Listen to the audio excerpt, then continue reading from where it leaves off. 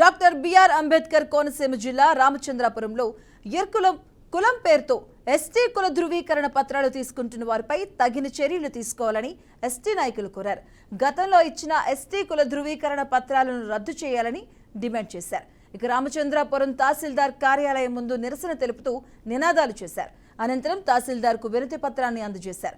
రామచంద్రాపురం పట్టణంలో కొంతమంది ఇతర కులస్తులు ఎరుకుల కులమని చెప్పి కుల ధృవీకరణ పత్రాలు తీసుకుంటూ ప్రభుత్వ ఉద్యోగాలు, ఎన్నికల్లో సీట్లు, రిజర్వేషన్లు, ప్రభుత్వ సబ్సిడీలు పొందుతున్నారని ఆవేదన వ్యక్తం చేశారు.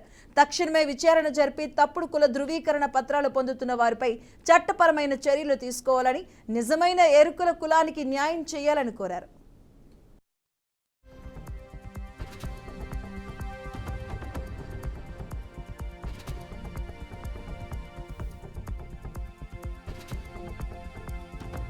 గోదావరి జిల్లా ఎరుకుల సంక్షేమ సంఘం అధ్యక్షుడిగా పనిచేస్తున్నాను.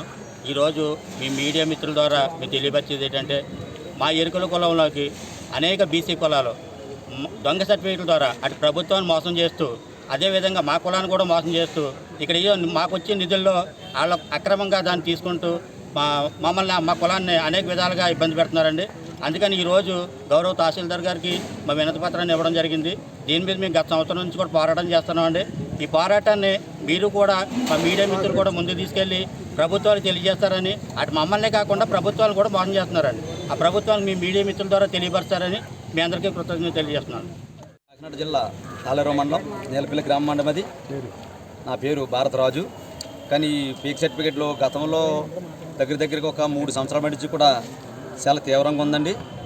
ఇది పాములోళ్ళు, అలాగే మన పనికి ముగ్గులోళ్ళు, గుంపోళ్ళు, వీళ్ళు ప్రత్యేకంగా బీసీలోకి వస్తారండి. అంటే బీసీ ఎర్రగొల్లలు ఏలోకి వెళ్తున్నారు.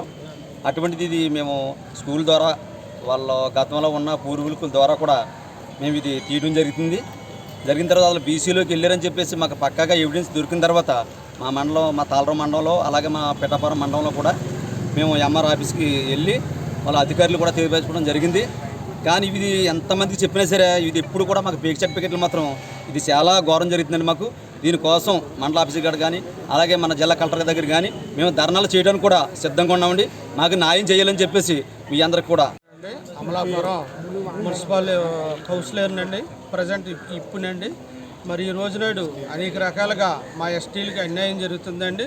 ఇది బీసీలు వచ్చి మా యొక్క సర్టిఫికెట్లో వాళ్ళు మోసం చేసి తీసుకుంటున్నారు. మేమే ఎస్టీ అనేది దెబ్బలాట తీసుకుంటున్నారు.